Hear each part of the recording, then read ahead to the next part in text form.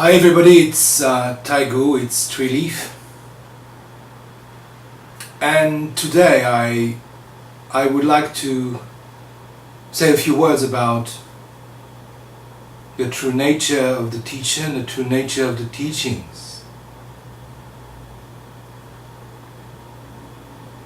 Of course, as Buddhists, we have in mind the example and the practice of the historical Buddha, Shakyamuni, Gautama. It's always with us. And this is a primary example we are following. We are also inspired by stories and lives of former teachers.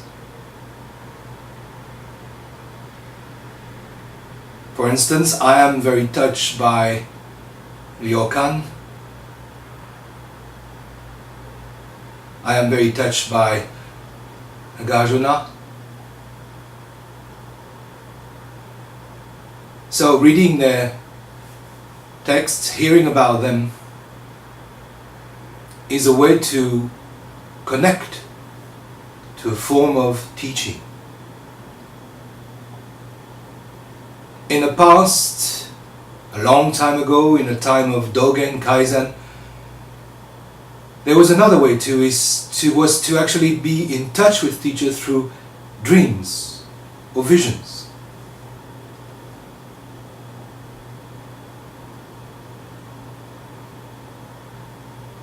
Of course,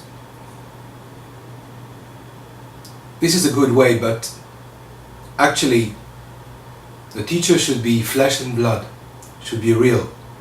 Otherwise, it can always be a kind of fantasy. So a kind of dialogue can establish itself. A practice rooted in imitation, exchanges, discussions.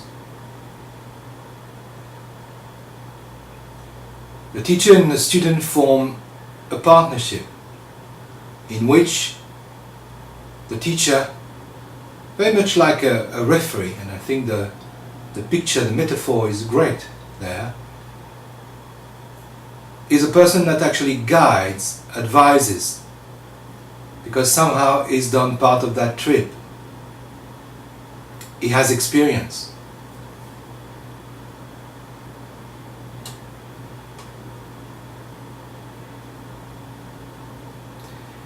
In the actual transmission of Zen, when ultimately the student receives the permission to teach through Shiho at midnight in the chamber, in the room of the teacher, something is supposed to take place, but actually the teaching happens before the teacher opens his mouth, before the ceremony itself.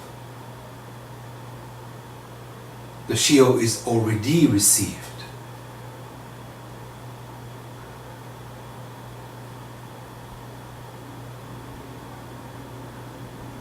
So what do we do when we actually follow a teacher?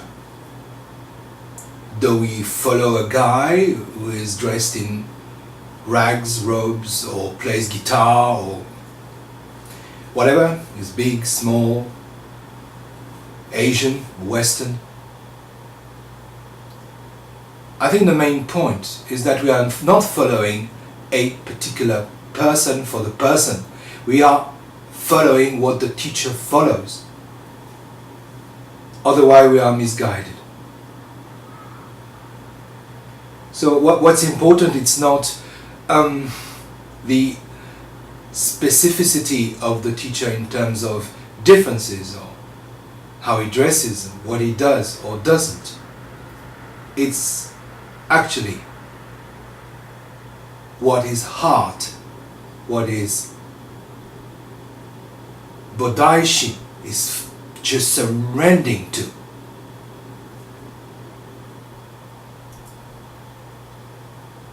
Teachers may differ according to cultures, to continents, to traditions. But at the very core,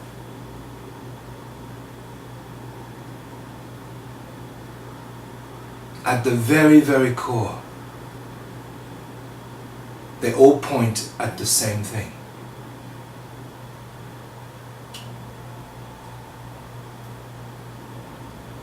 And of course you have to remember that the finger pointing the moon is also the moon. The understanding through which the finger pointing the moon is not the moon is true. But equally true, the finger is the moon. Otherwise, you're just deluding yourself. So we have to surrender to a true person practicing.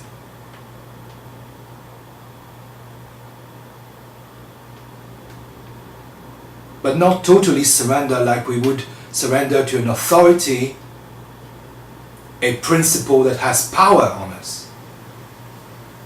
We don't have to give the teacher power. The teacher is there to give us power, to free us, to help us to actually release attachments and delusions and live the Buddha way, live like a Buddha. So the whole debate about internet or not internet is irrelevant. What is relevant is the way you practice. What is relevant is every time you sit or bow, then the real teacher manifests itself all around you. Ultimately, this practice leads you to the biggest Roshi ever, which I call Life Roshi. And this is extremely big.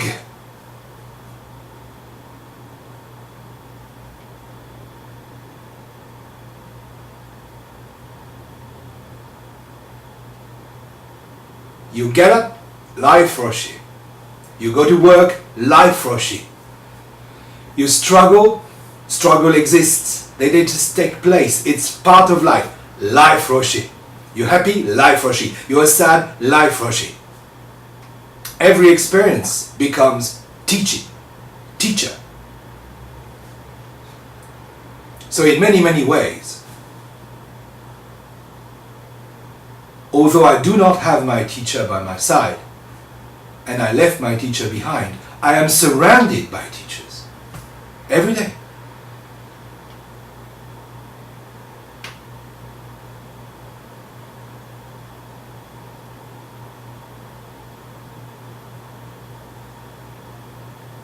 The connection is important. In tradition we call it from heart to heart. It is symbolized by Zagu touching each other. But it's also two people sitting next to each other, which is and which can be 10,000 miles away from each other.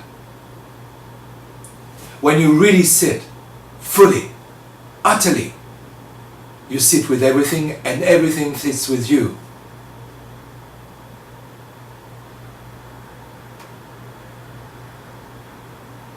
Now we have the forum, we have tools, we have things on the internet, we can relate to each other. So what we call the direct flesh and blood Menju, meeting of two faces, is possible. Here and now, everywhere. Otherwise,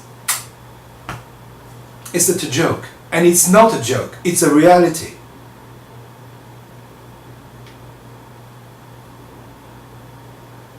Take care. And thank you for your answers. They were wonderful. Take great care.